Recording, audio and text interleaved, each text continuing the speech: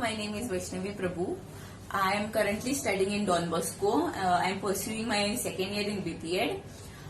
Because of COVID, I was not able to represent Goa University and play any university games, and because of that I was not qualified to play Khelo India. But this year, as a BPEd is only of 2 years, I am getting a chance to at least play once for Goa University, because I want the Goa University name to be by my side. Like, I want to play from Goa.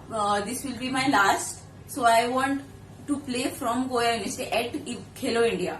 So I am pleading our university to please send our team.